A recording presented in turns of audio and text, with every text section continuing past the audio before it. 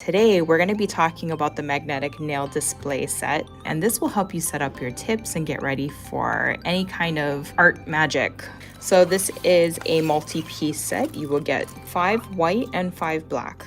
And it also comes with this beautiful kind of jewel stand. How do you stick the plastic nail tips to the nail stands? So this is just an open pack of tacky putty. You can find this on Amazon. Basically, you just kind of melt that putty in between your fingers like this. And as it gets soft and not as firm and more pliable, I just kind of plop it on there. It's self-adhering, and there you go. Now that I've had the putty on there, I'm just gonna go ahead and place the tips on. Just like that, just kind of firmly push them in.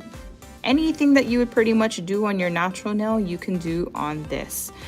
Isn't that really cool?